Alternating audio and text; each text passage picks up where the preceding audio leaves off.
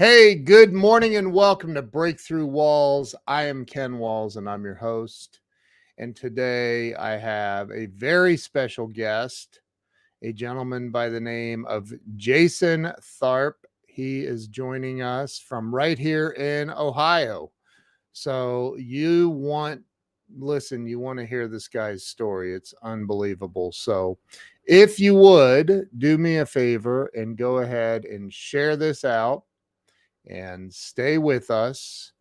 We will be right back.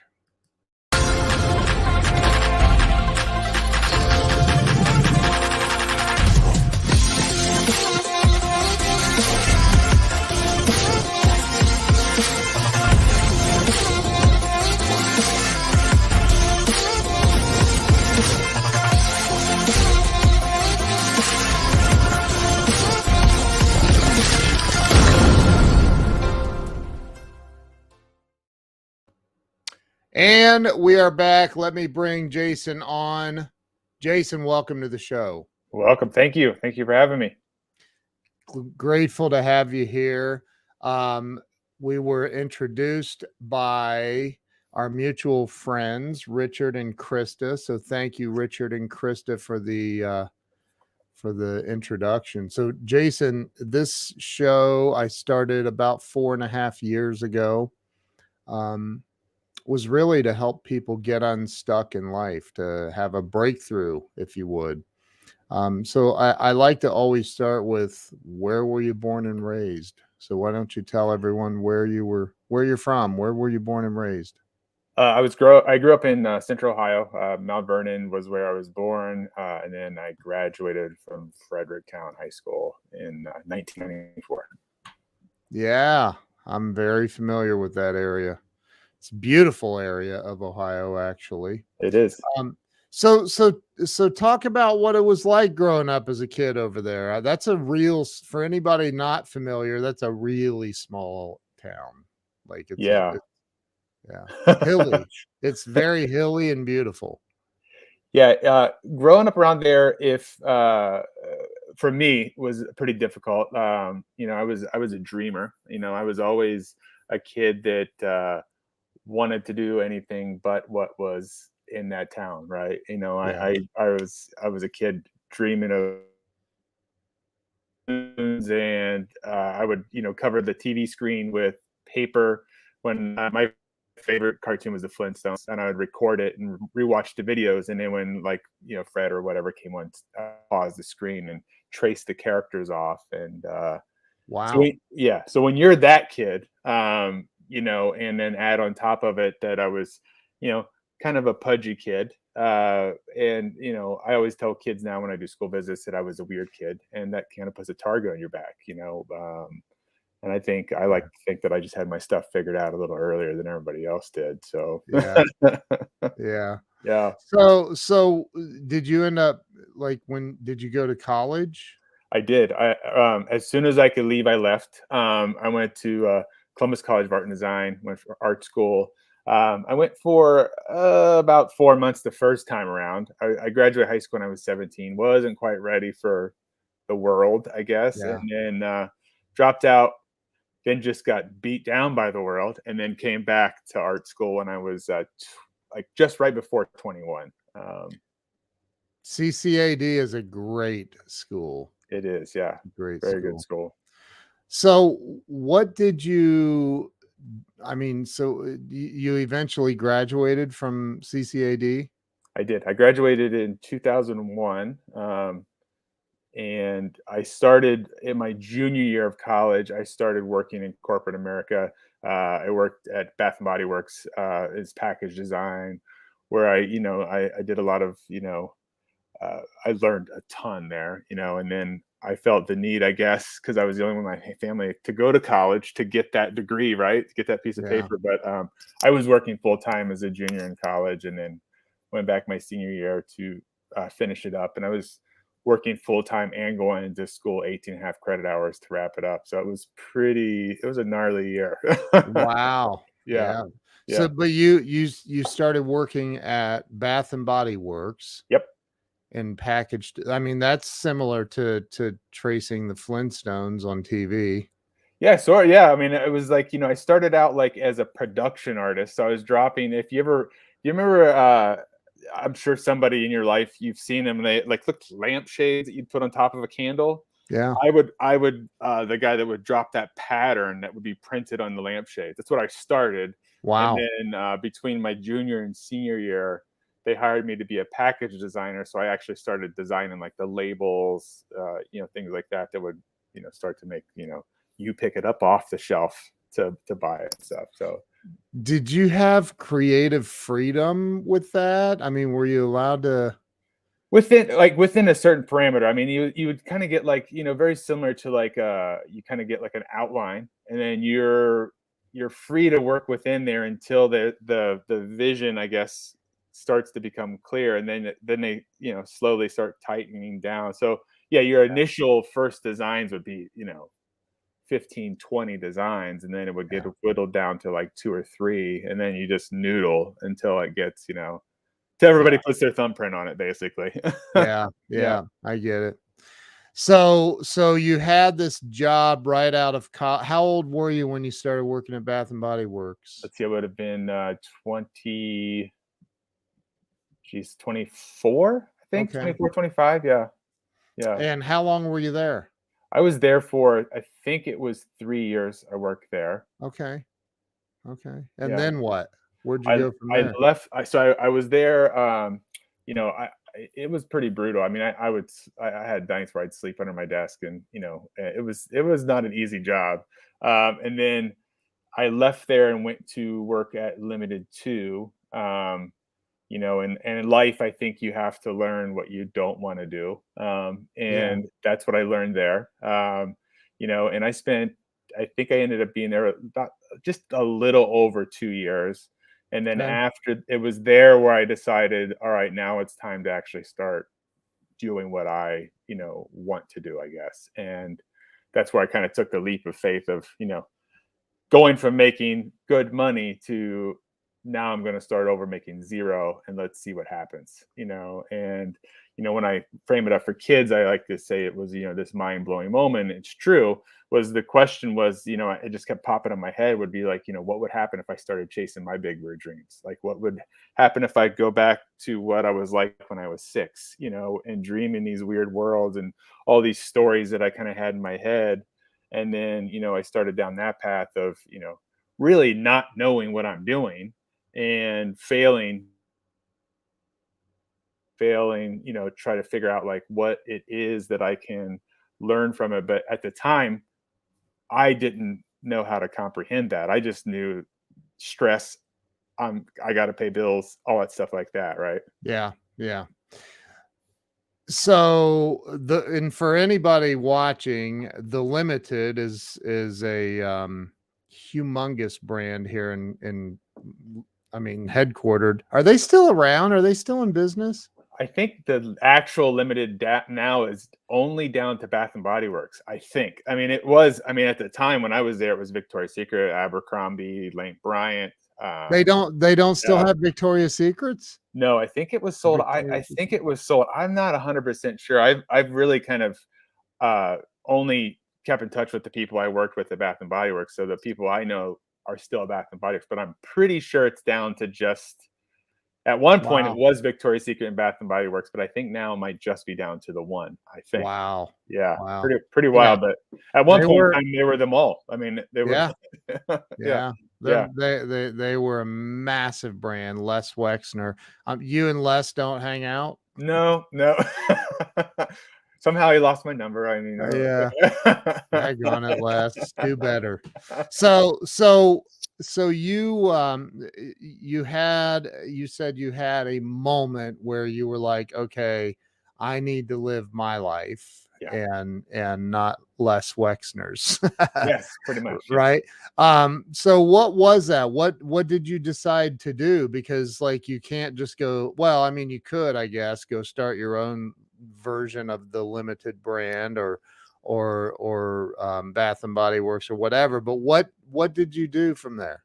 Yeah. So what happened was that, I had, how you have your annual review, right? And I Yep. was in Yeah. this annual review, and by this time I had become friends with my boss, and the review basically summed up was like, he's like, man, I can't believe I'm going to read this to you, but like, you're not going to get even a cost of living raise here because you make too much. You've tapped out here. Wow. Nice. And and I just kind of, and then later that week, we were in a meeting, and I had the same question that was just kept always digging under my skin. And, for whatever reason, when I would go run at night, I would kind of always like think in the back of my head, like, what could I do? Like, what's the thing? And, you know, I think the universe chucks these moments in your life to start paying attention to. And then for whatever reason, that particular day, this person in this meeting said something, and I was just like, I'm done. And I remember going home that night and tell my wife, I said, I don't know how I'm going to do this, but 12/31/06 is my last day that I can work here. I can't do it anymore. And I went to work my next day, and I told my boss, which they kind of laughed at me because they didn't, Yeah. I don't know what I'm going to do, but I'm going to figure it out. And I wrote that number everywhere. I had it on my rear view mirror. I had it on my bathroom wall. And so I just really started kind of like, exploring. I'm trying to discover what I wanted to do. And this would have been around, May. I mean, so I wasn't really like I was, giving myself a whole head start. And then I just started kind of like going back to leaning on my storytelling, what I knew as a kid, what Yeah. I learned at Bath and Body Works in brand storytelling, which I learned a ton from that. And Sure. then just started creating characters in these worlds and all this stuff. And so the first was I went into a business with my best friend, and I did not know that was a bad idea. That's a We great way to no Yeah, longer be best friends. yeah, did not know. And then we were both young. I was really inexperienced, and like my parents always were supportive, always encouraged me to do. But like when you don't have they worked hard. They were like Yeah. my dad was a maintenance guy, but like when you start to do business stuff and Yep. you really don't know, and I like to explain it to people now, is like when you break that family tree and there's a new branch and you want to make that, Yep. you have to build that branch as you go along, and it's going to cost a lot of uh, failing, tears, fears, Yep. all the above. And that's kind of what I went through. And so we did that first thing. It lasted What for what was the business? it was the brand was called Corky Mansfield. We were doing like t-shirts, like Oh, different licensing things, stuff like okay. that.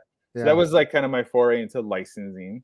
And then a lot of things went really wrong in there. I took a lot of bad advice from people. We ended up getting into legal stuff for a while, and that, how that goes. It's yeah. I see. I just saw the other day, this guy on TikTok. I guess it's been a couple weeks ago, but he makes these beautiful TV trays that you know what a TV tray Oh is. yeah. Make beautiful. I mean, they're lacquer finish, just beautiful. And they have NFL logos of teams and Mm. NCAA teams as well, right? And I'm like, wow. And he's making them out of his house and he's selling the crap out of them. And I'm like, dude, you have no idea what Yeah. you're doing. You're going. Yeah. I have literally sat in the licensing office at Ohio State University with the guy in charge of licensing. Like, dude, they frown upon Oh that. yeah. Like, you do not use their logos without a licensing agreement. They will sue you into your grave. Yeah, It's I insane. think that all the time. I've seen it a bunch, and I'm always like, they're gonna let you go so far, but once you Yep. start making actual money, then they're gonna come for you, and they're gonna take Oh all yeah. of it. Yeah, Oh and yeah. yeah, They don't play with that, man. And yeah. people don't get that. So okay, so that business flopped, it sounds like. And how long did you guys do that, you and your buddy? So we ended up doing that for I think 2.5 years. The legal stuff was like about 3 years total. I ended up at the end of that around myself Jeez. personally about $92,000 in debt. Really no clue what I was doing. Right?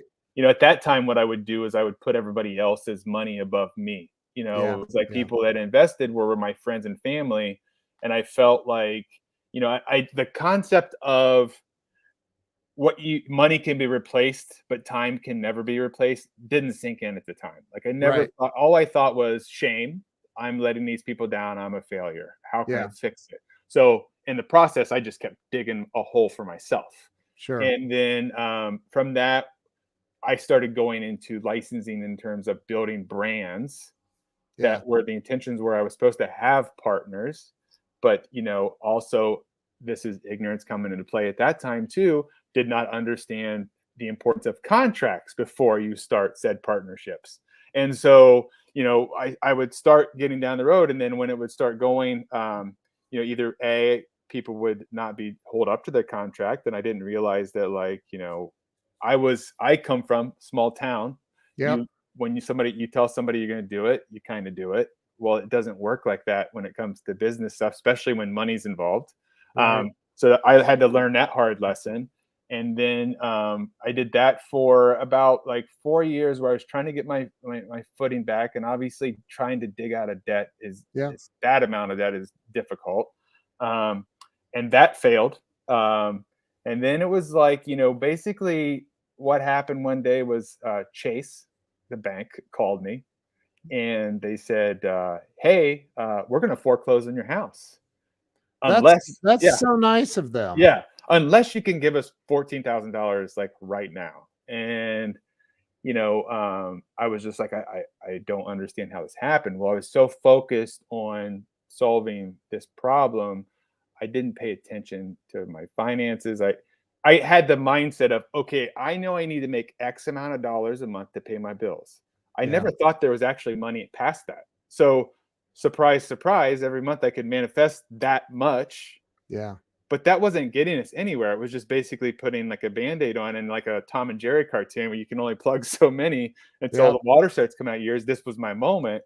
And I'm at, and the best way I can describe it, the aha, the what if I start chasing my big word dreams happened was, I always wanted to write. That was always what I wanted to do. I always knew I was a storyteller. When I was a kid, I was the kid that would sit in class and I had an idea pop in my head. I would stand up, tell everybody. I spent more time in the hall writing, I will not talk in class, than I actually did in class. And the problem was, is I had teachers growing up that told me I wasn't a good writer because absolutes make no sense to me. I do not understand grammar. I still do not understand grammar. But I just know that I could tell stories. Yeah. And so here I was after all this failing. Chase calls me. I look in the bank account. We have $140 like total to our name. That's it. And I have responsibilities. I have kid at this time. I think my oldest was in. He was either, I think he was in middle school or might have been a freshman. I'm not sure. But then I had another kid too. And I remember being about 2:30 in the morning looking on monster.com, crying, snot, tears. I'm going to have to go back to a job, which is the most petrifying thing to me, is working for somebody else.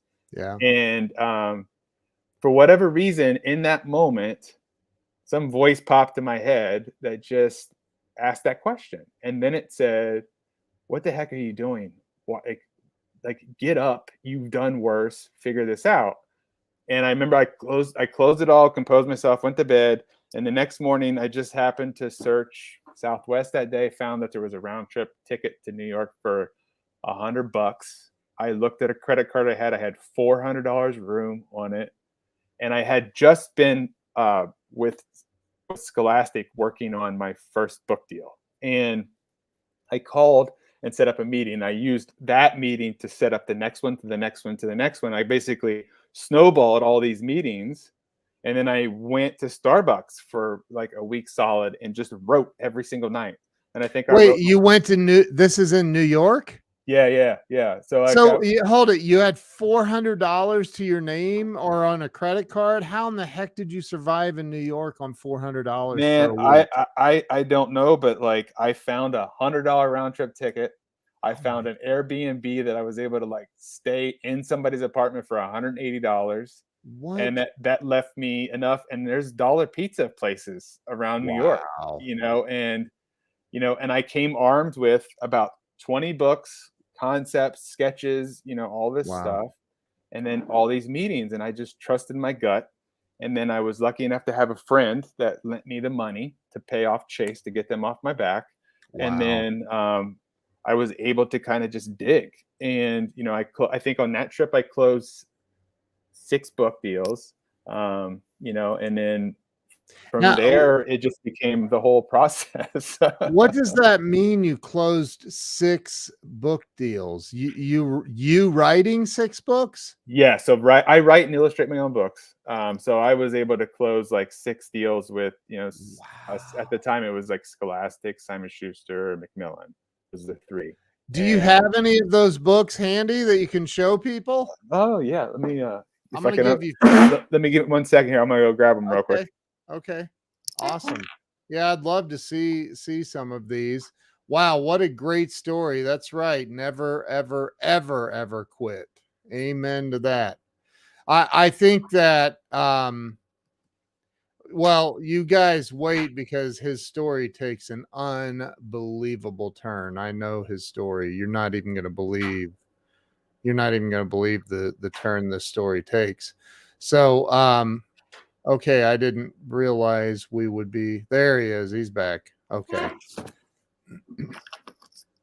All right. All right. So he's back. Here we go. All right. Okay. So Show some of the books that you have. so this was the first book that I closed with Simon Schuster, and then it led to these Big and Bunny book series. There's 3 in this series, the Big and Bunny ones. Then from that, I unfortunately don't have any of the Scholastic books over here within reach. But Oh, you know, it's all good. It's I all did, I good. did, I did that, and then I started a Nugget and Dog series with Simon Schuster, which is like an early graphic reader. I Wow. did with Macmillan that trip. That was this book. It's Okay to Be a Unicorn, which then also led to this one, which is It's Okay to Smell Good. So yeah, that was all that trip, and then and so you I think when you're up against the wall and you're trying to figure stuff out, you have a choice that you can either just kind of fold and Now, did they so they paid you for these? Is that what yeah. I'm So gathering? so what you basically, kind of how it works is you get an advance, right? So Okay. you get the advance against the royalties is how it Yeah. works. Yeah. Kind of Yeah. it's kind of it's the same as licensing essentially. It's like Yeah. you get the reverse, you get the Yeah. advance, but what they don't tell you is that if you don't sell past the advance, you don't make any more money, and Right. and you you hear what they're going to do, and you learn really quickly. Sometimes what somebody says they're going to do in marketing, what they do is 2 separate things, and so My you yeah. I have a a good friend that is a 4-time New York Times best-selling author that says all publishers are liars and whores. So anyway, so they do put the marketing onus on the author typically. So talk about because your story is absolutely amazing. I'm sure that was a huge financial turnaround for you, at least temporarily.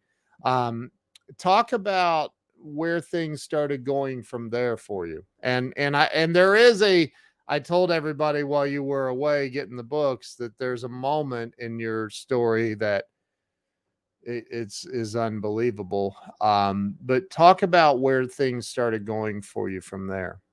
Yeah, so from there, I learned real quick that you know one, that the money is limited as far as like the advance goes, so you're going to have to figure out how to solve it. So I started doing school visits, and I had no clue what a school visit was. So I just kind of said, well, if I was a kid in the audience, I would like somebody that was doing what I did to tell me what it was like for them as a kid, and then also how to dream big and go after them. So I kind of like did my first school visit, and a principal came up to me afterwards, and they were just like, "Wow, that was different." And I'm like, "Oh, like different good or different bad?" And they're like, "No, different, really good."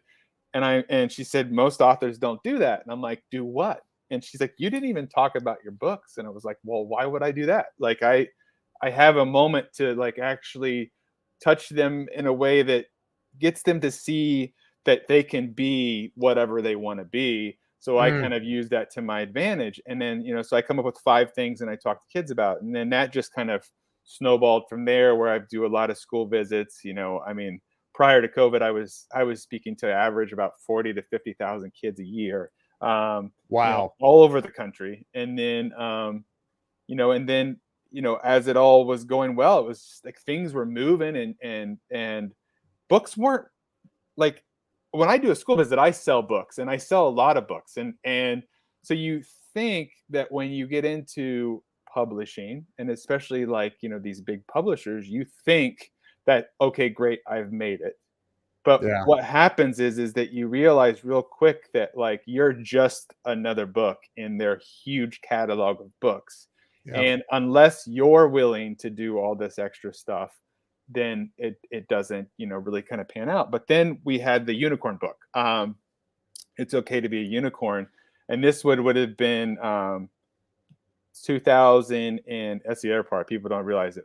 Books take about 2 years. They get started about 2 years prior to they come out, which is Yeah. also the fun fact of an advance. You have to stretch that advance for 2 years. Yeah. And when you're signing that contract, you don't necessarily know that whole thing. You kind of know that, hey, I have these books, Yep. and you think, oh, well, they'll keep moving. But you have to kind of, it's a constant struggle, I think, especially as somebody that's starting out in this. I think everybody has these expectations, the same as I did at the time of, okay, I made it. I mean, when I was a kid, I dreamed of having books at Scholastic Book Fair. Yep. I had books at Scholastic Book Fair, and I still have books at Scholastic Book Fair, but I don't have the bank account that says, that you Yeah. think is associated with that. So you're not, I'm good friends with Mark Victor Hansen, Uh-huh. Chicken Soup for the Soul. They were getting, I believe, at one point $1 million advances on some of their books. I'm assuming, I could be wrong, but I'm assuming you weren't getting $1 million advances on these book No. deals. No, I wish. I think that, it's a Yeah. difference, and that's the other part, is that there's a huge difference between a children's book and an adult book. Yeah, Like, sure. I would imagine, and I have no actual info to back this up, but I would imagine when you're looking at a book deal as far as kids' books, the people getting those types of things are like Dave Pilkey, Captain Underpants, Yeah. maybe Yeah. Mo Willems, like those guys that are like that. Anybody that doesn't have kids knows who they are. Those are the guys Yeah. that are getting those. Harry Potter. Yes, exactly. Like those Yeah. those are the people getting those Yeah. advances in children's Yeah. stuff. And Right. so yeah, so then we had the It's Okay to Be Unicorn coming out, and Yeah. Macmillan had picked it to be their kind of their book of the year, and Wow. they were pumping money behind it. And then this is right when I start the book tour. COVID is kind of in the background. Like, people are starting to talk about it. It's starting to kind of go, like, people are kind of like, what is this thing? And then when Wow. I was in North Carolina, for the book tour, they got there when I was there. I was in, and Hold on, I lost your internet cut out there. oh, What was that? You were in North Carolina and what? I was at North Carolina, the last stop of the book tour, when they got their first case in the state, in the town I was in. Oh my. And I'm like, oh wow, this is crazy. Like, this thing is real. And then I remember, like, that trip home, it was like, it was before masks. So you're like, people are coughing, you're like, oh, and you think, because it's floating everywhere. Yeah. And then the day that the unicorn book, or the day, or I guess COVID shut down the world, the unicorn book was going into Target and Barnes and Noble, which landed obviously with a thud because there's nobody out in the stores. Wow. And then, so it was basically during that process, and I think that, I think your audience would understand this. I think you would understand this, that sometimes when everything is going the way you think it's supposed to go, the universe has a weird way of throwing a wrench in there to make you see it from a different angle. Yeah. And that's kind of what happened with me. Is I started looking at publishing in a different way, because as your world slows down, and, it was going on at a fast clip, right? It was school visit, school visit, school visit. I'm doing all this stuff, meeting all kinds of kids. This is just, it's just going. And then all of Yeah. a sudden, when everything shuts down, you start kind of like stopping and thinking. And then especially when you start talking to publishers and you say like, this is what I'm experiencing at schools, like this is info that you are paying, trending companies to tell you what's happening. I ask these questions of kids, and then Yeah. I do what most adults don't do, is I shut up and listen to them, because they are so much smarter than we give them credit for. And I Yeah. would go back and say, hey, this is a great idea. And then I would start this log of like all this stuff. And then it was during that time, when I started, just in the back of my head, the seed of self-publishing started getting like planted.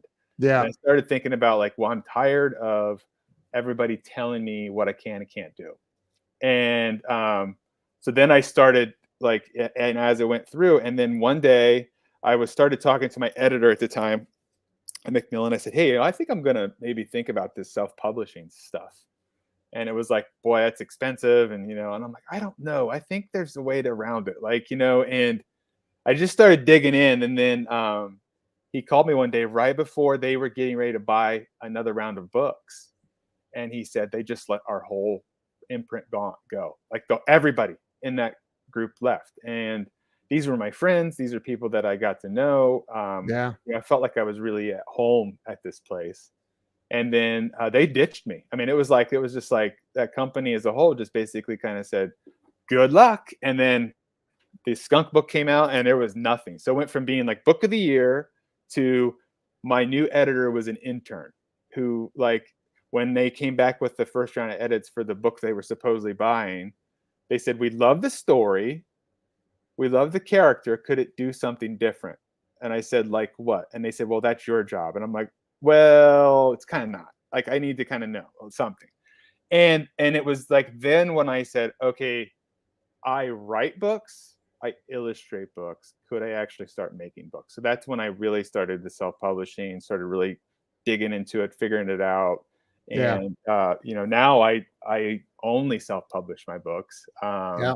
I have my third one's getting print. I actually just sent it to the printer yesterday. I just approved it for printing. This is so the first one and this one, the best you, and then the Inspiration Fairy just came out like a couple months ago.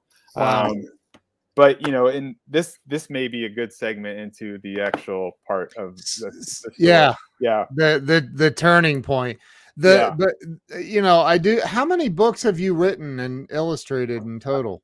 I have, I believe, 22 out right now. Wow. And I have. I mean, geez, if I wouldn't have lost my iPad on a plane, I had 9 other books that were done. I just, like a dummy. All this is for your audience. All back up to the cloud. I did not back up to the cloud, so I had to restart, from new.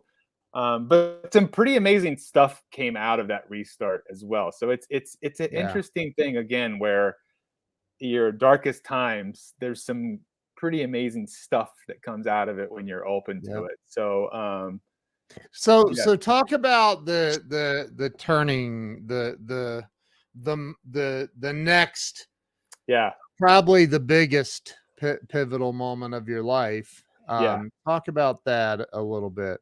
So it was actually while illustrating this book. Which one? Hold on, your internet's Oh, frozen again. There you go. Oh, okay. All there it right. is. Okay.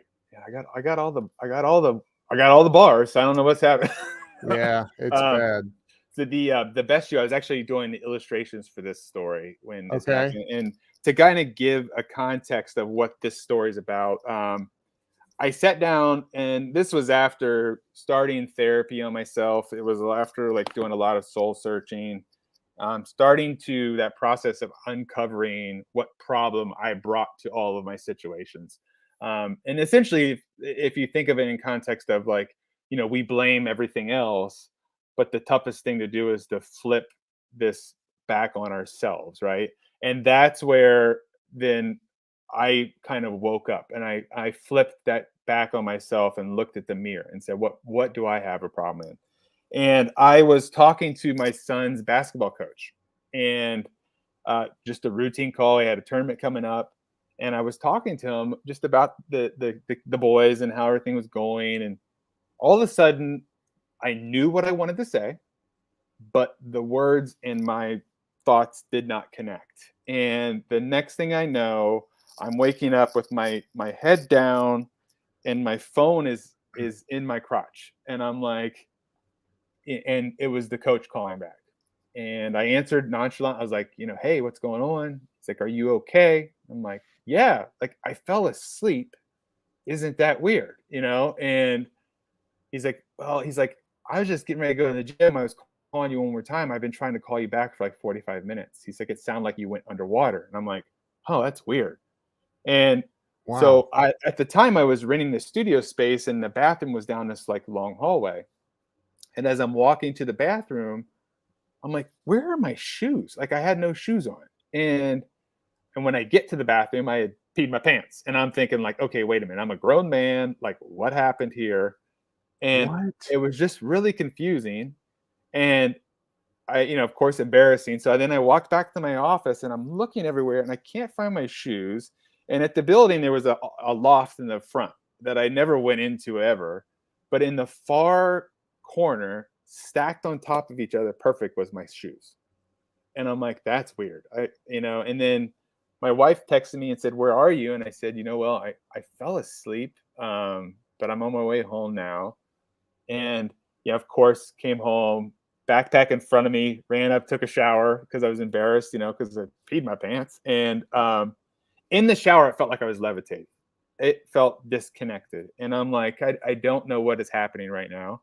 And I Did you kind of, wear your shoes home? yeah, I did wear my shoes home. Yeah. I'm Yeah. sorry. I Once I, had to yeah, ask. yeah. I'm like, Once I found them, I put them back on. Yeah. Cause I am a shoe guy. So and I you love don't my know, shoes. and you don't know why your shoes were off still. I did at this point in Wow. time. I do now, but I didn't Yeah. then. It was just Wow. like, it was just confused. And I remember like driving home, and it felt like a dream. And like, I was there, but I wasn't. And then in the shower, it felt like I was disconnected from something.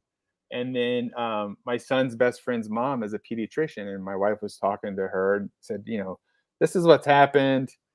He's got like a weird, I don't have hair anyway, but there's a weird red spot on his head. Uh, and she said, take him to the urgent care. I went there. They were confused. But luckily for me, across the street is an emergency room. And they just said, go to the emergency room. They have a CT scan. And went over there. It wasn't busy. So we kind of get right back, and they do the CT. And we're sitting there, and the doctor comes in, and he said, you're going to hang out here until a bed opens up. And I'm like, a bed opens up where? And he's like, at the hospital. I'm like, okay. And I'm like, I go, why? And he goes, there's a shadow. And I said, I don't understand what you mean by a shadow. And he said, well, there's a shadow. We don't know what it is, but you're going to need to go get admitted to get it. And I'm like, for a shadow? Like, it just didn't click. Right. And he goes, like, and he said to me, and I remember it, he goes, look, if I had a family member in your position, this is exactly what I would do. I just trust me. And I was like, okay, cool. And I ended up Wow. going to Riverside Hospital is where I went here in Columbus. And we got checked in there, and you wait. It's a waiting game, right? When you're in the emergency room, and I'm Yeah. waiting and waiting. I have no clue at all what's happening at all. I just know that I'm in a bed, and I have a shadow. And then it was around A shadow on the CT scan. yeah, that's all I know. We Yeah. just know it's a shadow. Okay. Oh, there Oh, we there. go. It was about, I have no clue what is happening. I literally have all of the things, and I have a really strong internet. But the on about 2:30, 3 o'clock in the morning, they came in, and they had this cup of the nastiest crap I've ever drank, and called Contrast. And if you've ever had it, usually it's an IV, but I think for what I was doing, they needed me to drink it. Ugh. And they're like, you're gonna have to go. You're gonna get an MRI now. And I didn't know what an MRI was at the time. And it's for context, I've never been sick. I broke an arm when I was 10. Like this is my first time ever in a hospital. For anything. Never had Wow. surgery. No, nothing. And they put me in the machine. it was weird, makes all kinds of noises, all that crap, Yeah, that especially yeah, especially at 3 in the morning when you're like, and you're confused. And then we sat there forever afterwards. And then the I don't know. I don't I thought I was only in the hospital for a day, but it was 3 days, but like my wife kind of Mhm. connects the dots for me now, but I don't remember much of it. But I remember bits and pieces. And then just one time, like it was a young doctor. She just came in and said, "Has anybody read your MRI to you?" And we are like, "No." And she kind of looks at it, she goes, "Oh, it looks like a high grade glioma," and just kind of walks away. And She said like what? somebody, You broke it, up. it's, she said, it looks like it's a high grade glioma. And she just kind of leaves it at that and says, "Somebody will come in and talk to you." Well, as we're sitting there, you of course, now I have shadow, high grade glioma. I'm an artist and writer. I don't know what the hell any of that means. Right. You're like, And Google, help. yes, so Yeah. I talked my wife into giving me my phone, and I of course do the worst thing you could possibly do, and I never recommend anybody do this. I Doctor Googled it and read the first sentence of what a glioma was, and I just handed it back. And long story short, about probably a couple hours later, doctors come in and they said, "You're getting ready to go upstairs. They're going to do brain surgery because you have this tumor, and it's a high grade glioma," or they thought at the time it was a high grade glioma. Which, if people don't know what that is, you don't Google it. It's scary as hell. It's what John McCain had. It's what Joe Biden's son had. It's what Ted Kennedy had. It is the king of kings when it comes to cancer. I mean, it's in your brain. Wow. And my doctor was amazing. And he came in and assured me that he felt like he could get it all, because I was very lucky where mine was.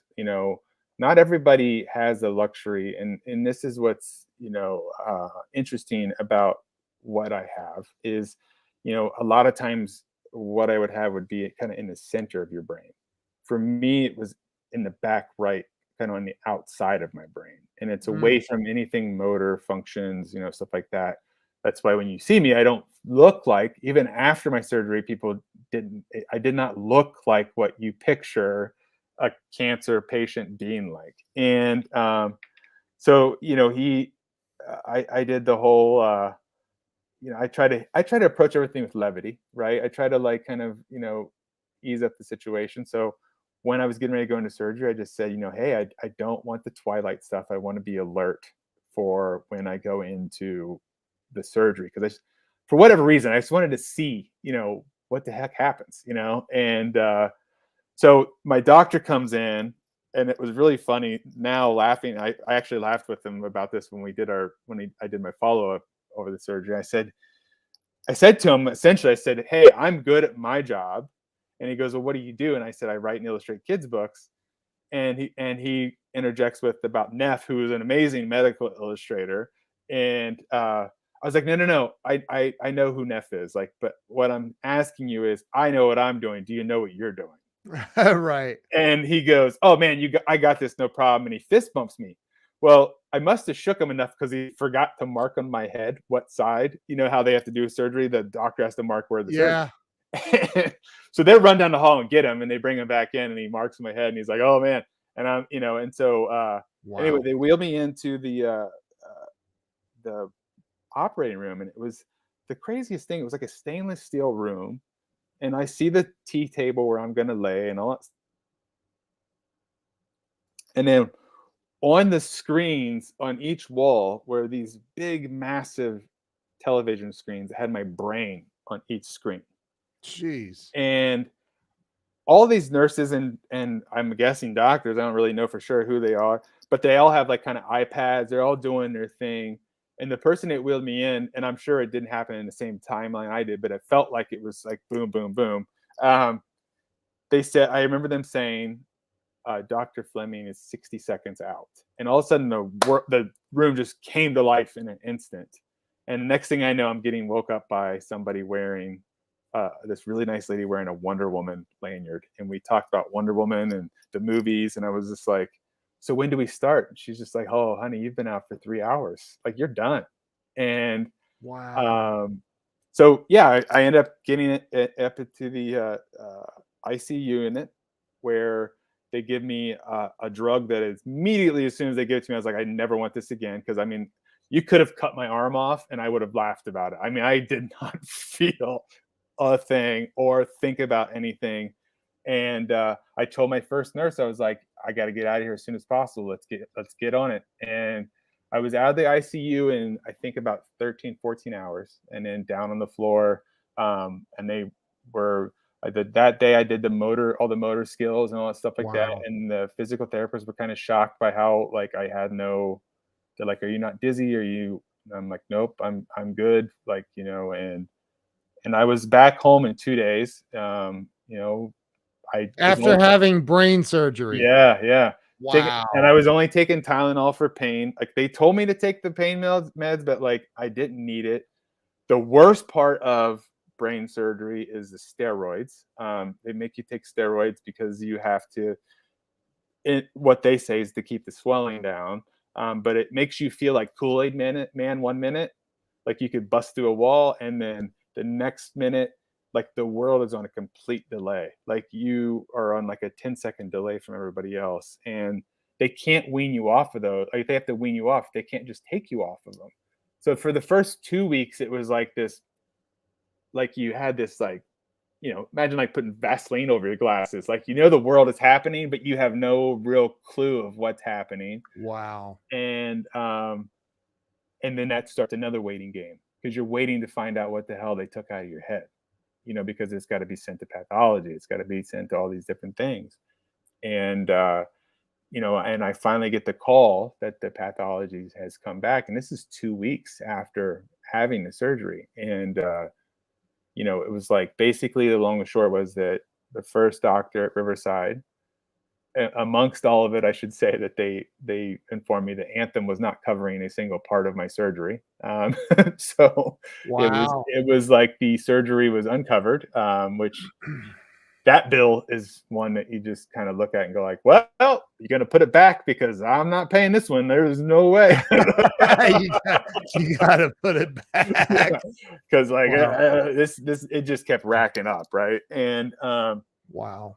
so they came in, and he had said to me, it's like, when a doctor tells you the word cancer, it's like the world slows down, and it kind of, you get stuck on that word, and they're continuing to tell you and your loved one that's with you all this stuff.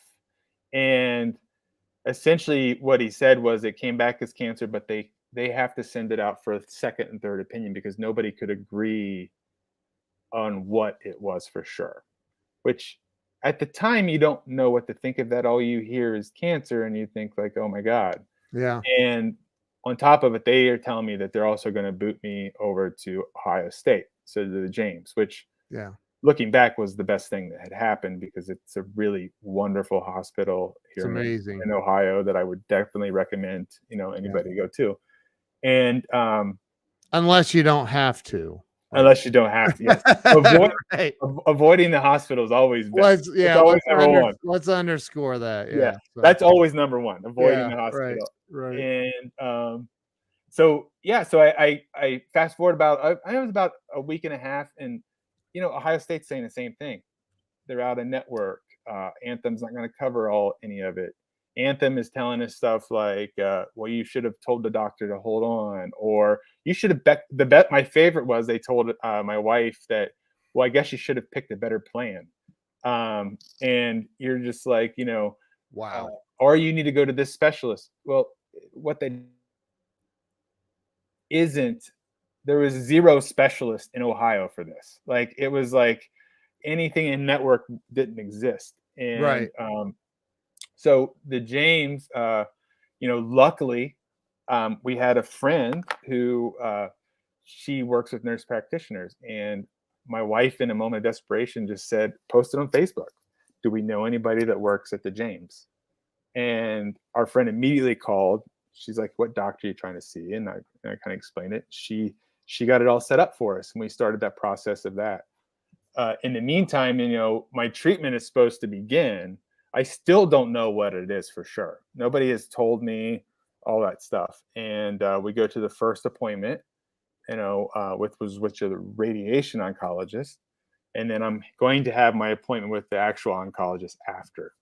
So the radiation oncologist basically tells you all the stuff they're going to blast your head with and all that stuff like that. And it's like getting just a mountain of information dumped on your head that you have no clue what any of it means, and you just think the whole time, like, I hope that means that it's not going to come back, right? And meanwhile, they've also taken out part of your brain, or at least, Yeah. I don't know if it was part of your brain, but they took out Yep. something, right? Yep. Oh yeah, I still have the hole to this day. Yeah, and So let me ask you, because you said it was the right back side of your brain, wasn't frontal, none of that. So your memory, did it affect anything? Like, no, I think the only thing that I don't have memory of was the actual seizure, and the actual, like I told you, like the 3 days prior yeah, to the surgery. yeah, But I get waves, like every once in a while, like if I like meditate and stuff, sometimes something will pop up and oh, I remember that. But as okay, far as like any sort of like childhood memories, or I want to do this kind of like, no, I've not had side effects, from any of those things, wow, which is also kind of a mess with you type of thing, because you kind of think like, well, yeah, they tell me this, but at the same time, it's a blessing. It's a weird dynamic, and yeah, but yeah, so I had, like I said, all that with the radiation oncologist, and then my appointment afterwards. And the way I like to explain this chapter to people was, if I were to tell you that this doctor, they did a bad job, that's giving them a compliment. oh Um, wow, it was the worst experience by far, and I was like a kid that was bullied beyond bullied, as growing up, and this was by far the worst experience I've ever had in my life. And this wow, doctor essentially gets the results. They came into the room, saying they didn't have the results yet, and then all of a sudden their phone pings, and it's the results. And rather than doing, I don't know, the a million things that you could do to excuse yourself to actually go read it, stage 4 glioblastoma, and then you're going to be dead in 7 months. what? And I'm Hold paraphrasing, but it. They said you're gonna be dead in yeah, 7 months. it wasn't exactly how it was said, but it was said something like this. So they said stage 4. I said, well, Rocky 4 is my favorite Rocky movie, and stats don't mean anything to me because I think that stats are meant to be broken. Their comment back was, we've had people that are like you come in, and in 7 months they're dead. Hold And it. What? Okay, just a random. Here's a random question. I know this yeah, has nothing to do really. Well, why 7? I mean, they could have said 8. They could have said 5. They could have said, why the number 7 months? I have no clue. It was just a weird, but you stick on that, right? Because you're just like, You're like, it's oh like, my god, that's like right near my birthday. What are you talking about? right, right, yeah. Like, And you're just like, what the, what, like, you're just like, what the hell? Like, because prior, you're like, everything is fine. Like, I'm feeling fine. All of a sudden, I was talking to my kid's coach, and the next thing I know, here I am. And now you're telling me that I'm going to be dead in 7 months. yeah, And Robert Brooker says so. They had that mindset. exactly. Yeah. And Wow, dude, that is crazy. yeah, so she continues to just, I shouldn't say, And this is a doctor this is a doctor, at the James. at the James, and they continue to kick. I mean, when I mean kick, not physically, but just kick on your heart, right? Wave of just nonsense just keeps coming. And at one point, they finally stopped being a stat reader and treating me like a Excel spreadsheet, and they see that they actually go back into being a human, and they see that I'm shook, you know, and they put their hand on my knee. And this is where I learned the valuable lesson of advocating for yourself. And they said, do you need me to step out of the room? And I, for whatever reason, in that moment, I looked at them and I said, does that mean you're going to leave and come back a different person? And they said no. And I said, then you need to get this over with because you seem to be enjoying this. And I let them finish. I immediately afterwards fired them.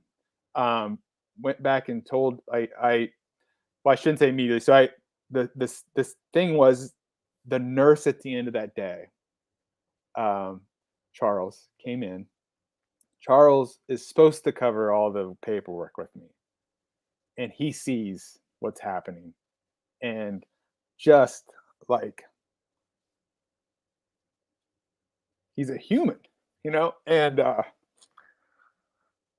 Wow. he puts the paper down and he says, I'm supposed to go through this stack of stuff, but instead, how are you doing? And he just talks. And we spent about an hour and a half Wow. crying, hugging each other. And then he just gives us the paper and says, read this whenever you want, And I spent the next week, because treatment is supposed, no, don't forget, chemo radiation is supposed to start the following week. And I've never really experienced anxiety in my life. I think as a kid, I experienced it from a bully standpoint, but not really like internally what anxiety was. Yeah. And I felt like everything I experienced from my childhood, all the people that told me I was going to fail, all of that stuff that I had been pushing down, which had became the foundation for hatred for myself. I am the king of self-loathing back then, for sure. It all boiled up and it lodged right here. And for a week, I felt like somebody literally was choking me. And Wow. my wife has had lots of experience with anxiety, and she and I don't even know how many miles we walked that week. And I would be like, I need to go for a walk, and we would just talk, and she would talk me through all of the stuff I was experiencing, and being my rock, essentially, like just really kind of like taking me through the whole steps. And then she explains, I think you have an anxiety and whatever. And by that Thursday, it was getting so insane that I couldn't breathe. I mean, it was like every day. I mean, I didn't sleep because every time I closed my eyes, all I thought was, I'm gonna die. It was like think of any think of your whole life's bad stories and negative self-talk you've told yourself, and it all comes back in a week span. And it's just like Yeah. it's like a crowd in your head, and you just can't escape it.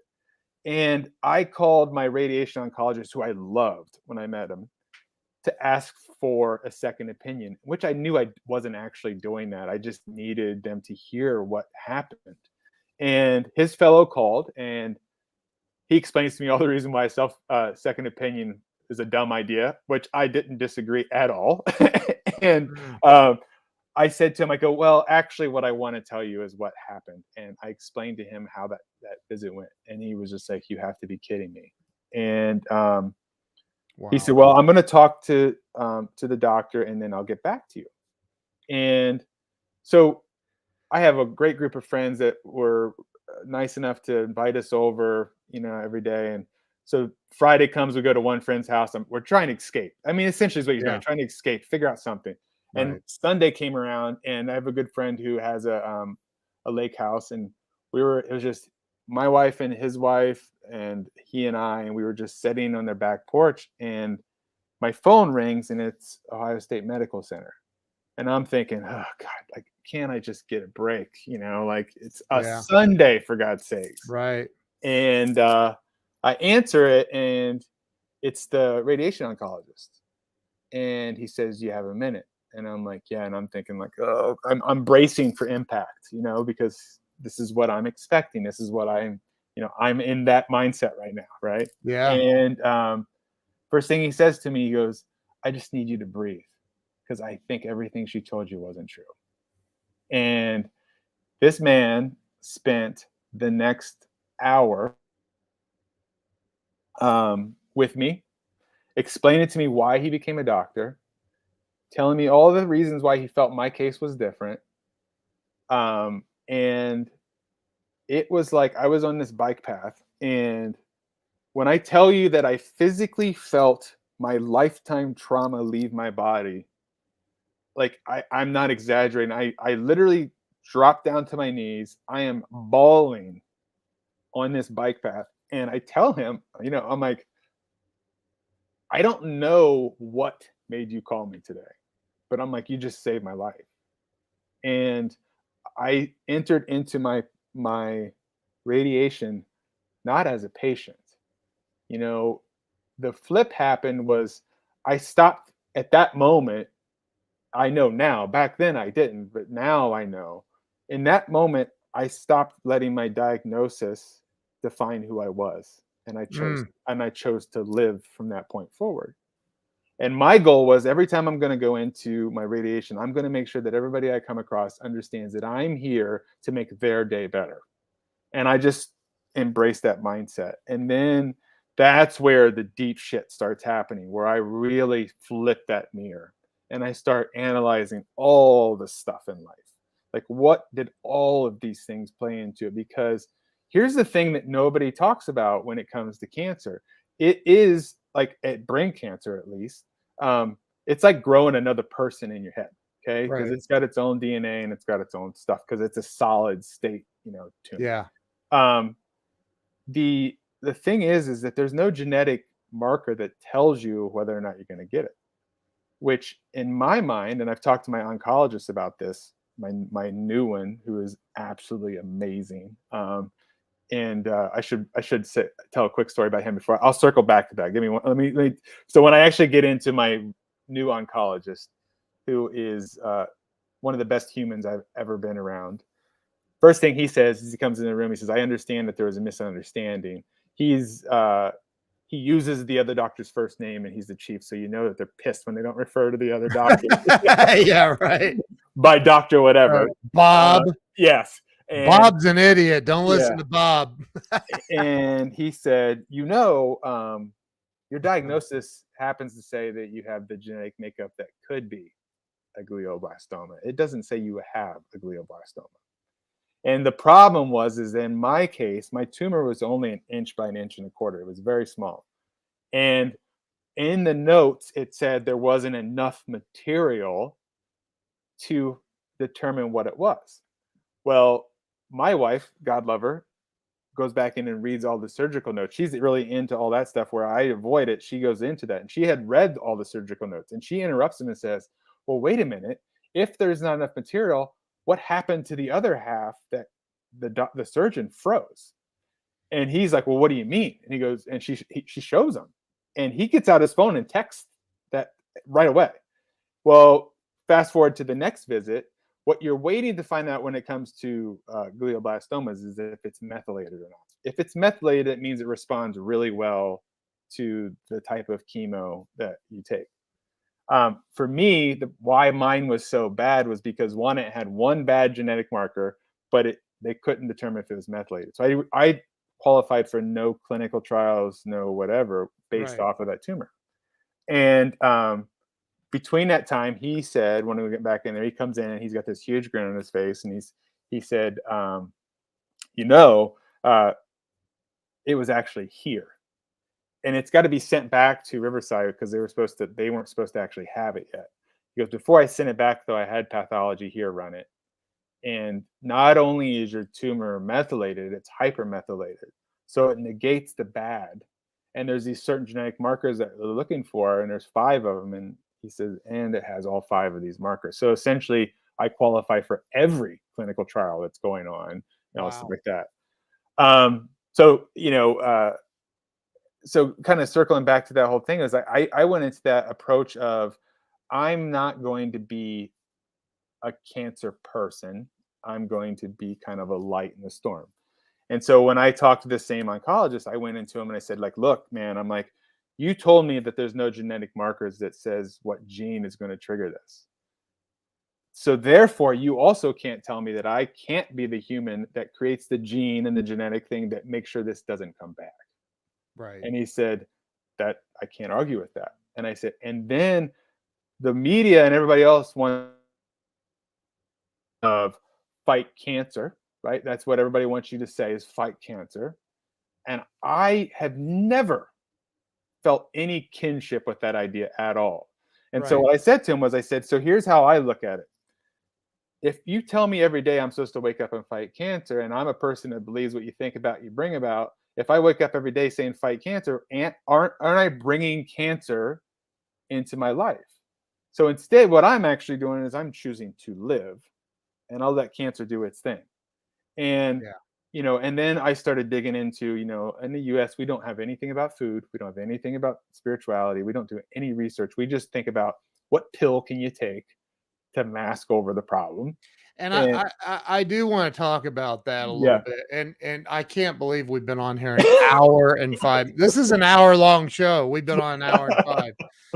But I do want to talk about that because I think that in medicine, first off, there are a lot of people who are doctors or nurse practitioners or nurses, or not everybody. There are a lot of amazing people that are in that space, but a lot of people I'm thinking of a couple of people that get these god complexes, like, it's called a medical Yeah. practice for a reason. They don't always know. Yeah. They just don't know. And it's an educated guess quite often. So again, everybody is different, and we are all this spiritual energy on top of physical mass. And I think that, too many people forget about that what you think about, you bring about. And Yeah. everything you just said is so true. Absolutely. And I think that's the catch is what I noticed when I went into radiation treatment was everybody looked sick.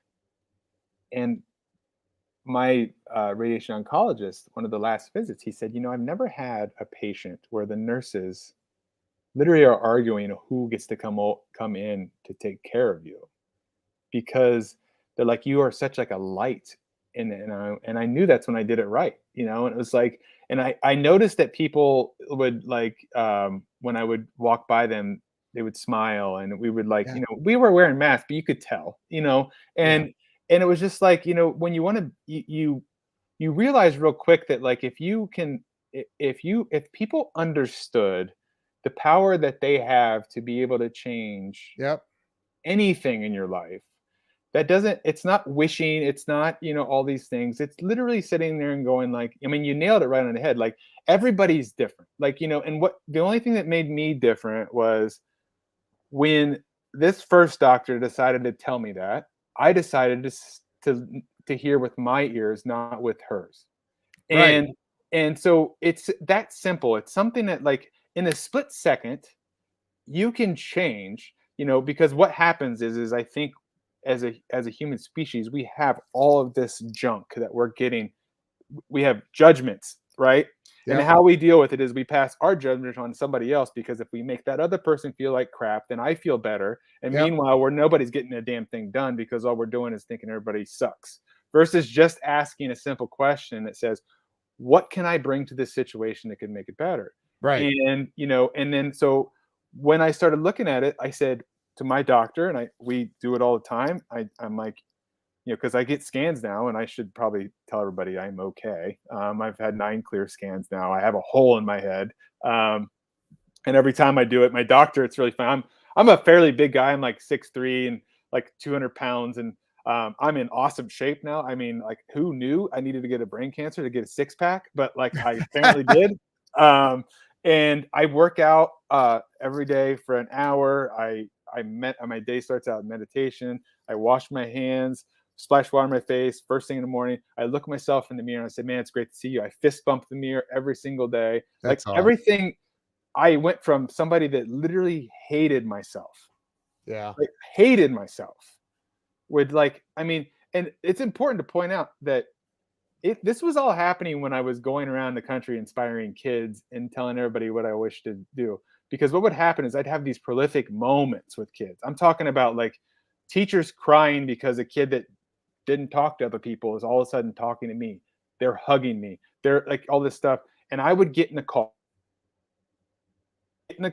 I would get in the car and tell myself, nobody cares about what you're doing. Like, who do you think you are? Like, it was just self-loathing on top of, on top of, on top of. And it just became this, like, it literally felt like, you talk about a monkey on your back. I had a freaking silverback on my back, Yeah. and um, it was by noticing that in a split second and realizing that, like, even in your darkest times, in the corner, if you're paying attention, there's always love chilling. And it's been there the whole damn time, Yeah. waiting for you to pay attention and see it. The problem is we're so blinded by our own bullshit that we do not take a moment to disconnect from what you're projecting on everybody else and see what you are actually bringing to the table. And, you know, and then you start going like, well, if I can be the best me, okay, what's the best me? What can I control? I can control Right. my attitude, I control my spirituality, and I can control what I take in food wise. And so I changed my diet. Like my wife, again, God love her, like, researcher, loves to look up this stuff. She found all this research done in the UK about the keto diet and its effects on brain cancer. And there was these guys that, like, same sort of thing I did. They were inoperable. They were worse off, actually, because they were given like 4 months, and it was like their tumor was considered like fatal. They all decided, and these are all guys different parts of the country from each other. They all decided that they weren't going to do any treatment because they couldn't have Yeah. surgery and they were just going to live their life. But what they were going to change was they were going to start adding meditation to their life, and they were going to switch their diet up to keto because somebody told them keto diet works for cancer. Fast forward, all these years later, the one guy died of COVID, didn't even die of brain cancer. The other guy who is still alive, he's I think my wife said he's 10. He's now officially just posted the other day on Facebook. He's 10 years in. He actually shrunk his tumor enough so they could go in and remove some of it. But it's stable, Yeah. and it's like your diagnosis does not define who you are. The thing is that your doctors, you nailed it on the money. Like, they are guessing based off of what they know as books. They're experts at stats. They're Yep. experts at all this. The good thing is I don't know absolutes. Like, go all the way back to me being a kid. Grammar, math, I suck at that. So when you tell me that, I don't care because it doesn't even register. But what I do know is I know that the world is huge as I want it to be, and I can imagine it and I can make it and all these things like that. So when you're a person like that, and we all have it, by the way, we all have a creative muscle, but we just are afraid to flex it because we're Yep. all afraid of what if it's not perfect. Yep. And I think that's the catch of what has made me, because it technically I can't be cancer free because there's no such thing because they don't know how to define it with brain cancer. The nice thing about what I do have is that the type I have, because brain cancer always gets a bad rap because of, in movies they kill everybody off with brain cancer, right? Yeah. It's Yeah. because when it manifests in our body the second time, like if you have breast cancer or whatever, it goes to the brain first usually. That's why Yeah. it gets the bad rap. With what I have though, it doesn't leave my brain. And if it were to come back, 95% of the time it comes back in the exact same spot, which is good for me because that's a spot where they can go in and scoop it out again. You know, I'm of the opinion, just my opinion, but I'm of the opinion that you can be cancer free, that you can be whatever you decide. Like, Yeah. I hate the fact that there are so many people. I'll tell you, I remember, because I was not a good student in school, but I can remember thinking, because I didn't even graduate high school. I can remember thinking, okay, you're teaching me out of a book. Now, who wrote that book? And I always thought, where did they get the information? Like, what, Mm-hmm. it originated somewhere. Like, is anybody in this entire school capable of having an original thought? Like, Right. like, I'm just of that mindset. Like, you can be what you decide what you're Mm-hmm. going to be. You can say, I can't be cancer free, or you can say, I'm cancer free, man. Right. Like, it's not part of my makeup anymore. It's just not Yeah. who I am. Absolutely. We have a choice. I mean, and it's like, Yeah. and the thing I think that people get confused by is, um, I think people think that sometimes, they'll think that it's too late. They'll think that, well, there's not much I could do to undo this, or there's not much I can do to I have high cholesterol and diabetes and I got all this stuff against me. It's too late. But the part that's missed is that every single night when your head hits the pillow, the beauty of how the world is made is that you disconnect and you get to wake up the next day and re-plug in. You choose what the hell you plug into. Like, Yep. we do live in this weird kind of matrix things where you can kind of like pick and choose what you want to be and what you don't want to be. It's what's amazing about us. I mean, like, I was just talking to somebody at the gym about this the other day. I was like, like a monkey just wakes up and it says, oh, I'm going to eat something and I'm going to poop somewhere and I got to like have a house, right?